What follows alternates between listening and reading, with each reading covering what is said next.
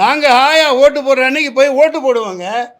அதை நீங்கள் பறிக்கிறதுக்காக தான் இது திட்டமிட்ட சதி. It's a scam. It's a scam. Preplanned scam. Gyanesh Kumar மிகப்பெரிய ஒரு மோசடி ஆளை உட்கார வச்சுருக்கிறாங்க மத்திய அரசு. இது இன்னொன்று, இது எதுக்காக இந்த எஸ்ஐஆர் குடியுரிமை சட்டத்தை உள்துறை அமைச்சகம் தான் கையில் எடுக்கணும். இவங்க எடுத்தால் அது கிரிமினல் குற்றம். அதன்படி இவர் அரசு செய்யப்படணும். ஞானேஷ்குமார் தமிழ்நாடு முழுக்க போராட்டம் பண்ணணும். நான் இந்த democratic tigers of India DTI சார்பாக ஒட்டுமொத்த எல்லா கட்சிகளும் இறங்கி இந்த இவிஎம்மை எதிர்த்து, இவிஎம்மில் இனி ஓட்டு போட முடியாது, நடத்தாத. அதில் என்ன தப்பு இருக்க முடியும்? இல்லாட்டி தேர்தல் நடத்தாத. எலான் மாஸ்க் நிறுத்தி சொல்கிறாங்க. எல்லா உலக பெரிய நாடுகளும் இவிஎம்மை தூக்கி குப்பையில் போட்டான். Manipulating machine. அது ஒரு உருட்டுறது, சோழி உருட்டுறது. அதை வச்சு தானே எல்லாம் இவ்வளவு அநியாயம் பண்ணிகிட்டு இருக்காங்க.